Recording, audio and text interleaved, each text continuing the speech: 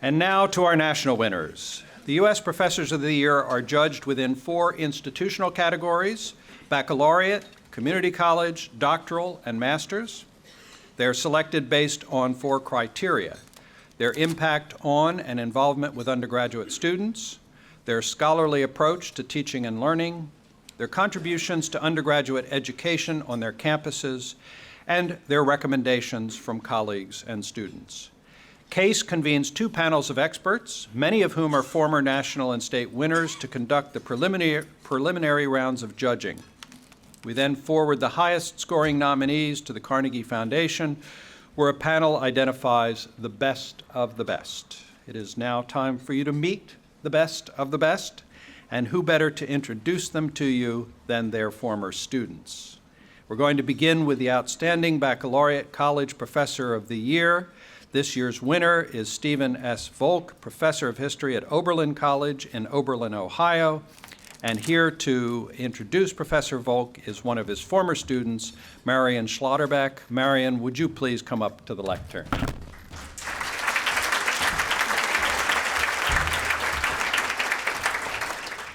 When Professor Volk called me in September to invite me to today's award ceremony, he said, "I know you're living in Chile and you're in the middle of researching your dissertation, so I understand if it's just not possible."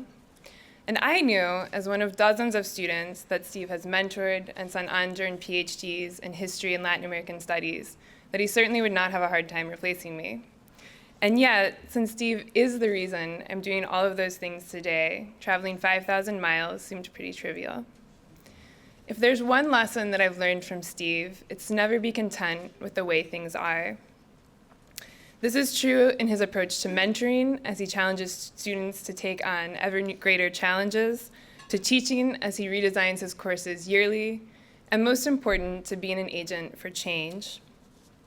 More than innovative teaching about the past, what sets Professor Volk apart is his ability to make connections to the present. Not by the old cliche that we must study the past to learn from our mistakes, but by giving students the analytical tools to recognize just how much the past continues to inform our present. Whether fighting for human rights in Chile or immigration reform in Northeast Ohio, by his own example, Professor Volk inspires students to become more engaged in the world around them. If history teaches us anything, it's that nothing is immutable. Change is possible, because what happened was never the only possibility. And if we want to be a part of making that change happen, then we need to be attentive to the history that we are living today. To remind myself that the march happening outside my window is more important than the dissertation notes in front of me. Dr. Volk's fidelity to his present has shaped the futures of so many students, including the one standing before you. It is a great honor to introduce Dr. Stephen S. Volk and to celebrate his lifetime of achievement.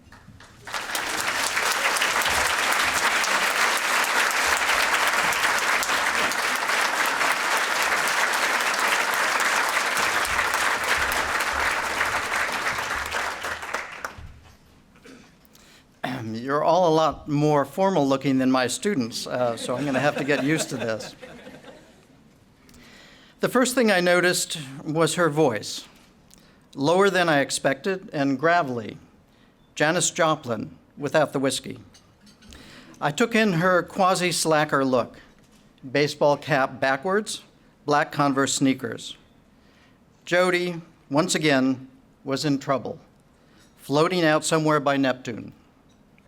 Mr. Volk, that low semi-growl, "Can I have an extension on my paper?"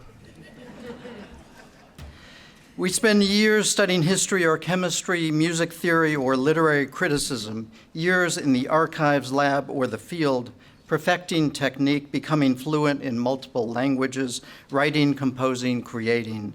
But in the end, if we are fortunate enough to get a job, teaching will occupy our time when classes are in session. And damn, we are so lucky. Our students may be 18 or 48, advanced doctoral students or nervous first years. They may be as sharp as the day is long or as unengaged as the brick you use to prop open your porch door. And Jody, of course, is part of the bargain. Our students bring their diverse backgrounds, strengths, and anxieties into our classrooms, but once there, the only thing that matters is that they are ours for the next 50 or 75 minutes. They are ours. Not the deans, not the state legislatures, not the governors. They are ours. Others may talk about teacher accountability. I speak of teacher responsibility. And our responsibility is to the students sitting in front of us. And the question we have to answer is, what are we going to do to help students take ownership over their own learning so as to better claim ownership over their futures? Hey, Mr. Volk. Sorry I wasn't in class. I overslept. I didn't miss anything, did I?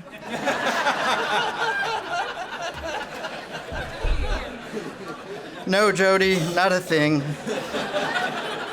Okay, so I revealed the truth behind the Mayan prediction that the world is going to end next year. Maybe you can get the notes from a friend? Education is at a crossroads in the United States. Teachers are blamed for creating budgetary crises, portrayed as clock punchers whose only dreams are of their pensions. We are living through the worst crisis to hit our nation since the Great Depression, and teachers are faulted for not being able to resolve the vast tsunami of problems that sweeps through their students' complex lives and unsurprisingly washes up on the shores of their classrooms. In the United States today, nearly 50% of new teachers leave the profession within the first 5 years, citing poor working conditions and low pay as the chief reasons. At the post-secondary level, where a shrinking percentage of faculty members find full-time education and employment, we are engaged in a debate about the very purpose of education, particularly as the cost of a college degree have escalated, with some arguing that the sole rationale for higher education is to create an employable worker. If there's no direct link between course and job, then it shouldn't be taught. And yet research tells us that the current college graduate will have 15 career changes, 11 before she turns 40. Hi, Mr. Volk. Hey, could I come to your office hours? I can't figure out what I'm doing here. I don't know. Maybe we could talk? The genius of post-secondary education in the United States has rested not only in its promise to provide access to a higher-paying job, but in its potential to help our graduates live examined lives, adapt what they know to fit future needs, imagine the next generation of jobs, not just fill a current job.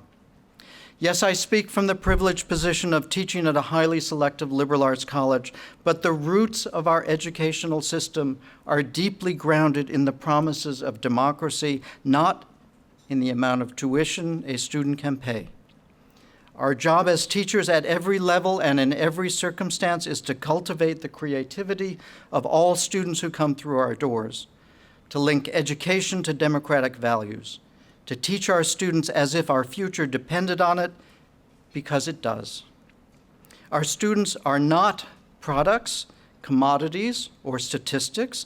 They are the future, and it is our job, no, it is our privilege, to teach each one as if he or she were our own child, to dream no less for them than we do for our own children. As teachers, Daniel Liston once observed, we share our love of learning with our students. Indeed, teaching is the act of publicly sharing this love. It is to try to get our students to see the grace and attraction that we have found in the world. Our souls are nourished when we see a student entering that world on her own, just as we are anguished when we see a student for whom admittance is blocked by lack of resources, a crushing load of family responsibilities, or the determination of some to refuse them access. Those who, by their actions, disallow a quality education to all who live in our country should pay attention to Thomas Jefferson, who observed, if a nation expects to be ignorant and free in a state of civilization, it expects what never was and never will be. I am more honored than I can express for this recognition. I am not convinced that I deserve it, but I accept it gratefully in the name of those who share this larger love that we call teaching. There are many people I would like to thank, including Case and the Carnegie Foundation, but time is short, and so I will just say that I have been fortunate beyond measure to teach at a college as special as Oberlin, where my students challenge me every day to remain faithful to its remarkable history, and my colleagues serve as a continual inspiration. To my own children, Jonah and Anna, who have shared me over the years with so many students, I am proud beyond words. More than anyone, my thanks and gratitude go to my wife, Dinah, a spectacular teacher of early childhood education. I do not exaggerate when I say that it is she who taught me what it means to focus on student learning. Our dinner conversations are as likely to turn to Vygotsky or culturally appropriate practice as to who's taking the cat to the vet. You are, aren't you? Much of this recognition is shared with her. And Jody, not her real name, she's now a reporter for the best economics and financial news program on radio.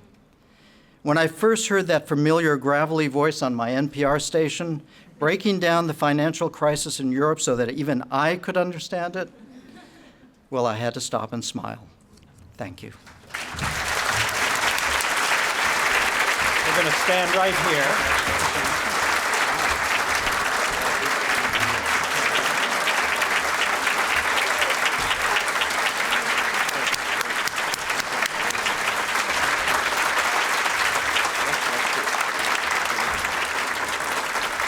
See if we can tuck that in there.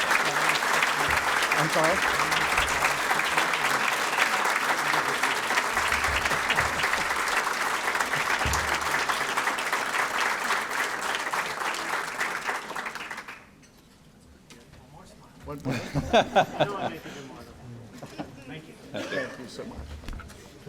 Well, Stephen Volk, on behalf of CASE and the Carnegie Foundation for the Advancement of Teaching, it's a great honor to recognize you as the 2011 Outstanding Baccalaureate College Professor of the Year. I think your remarks just convinced everyone in this room that you were indeed the right person to receive that award. I do want to be sure, I noticed the photographer had the check. Did you get it back?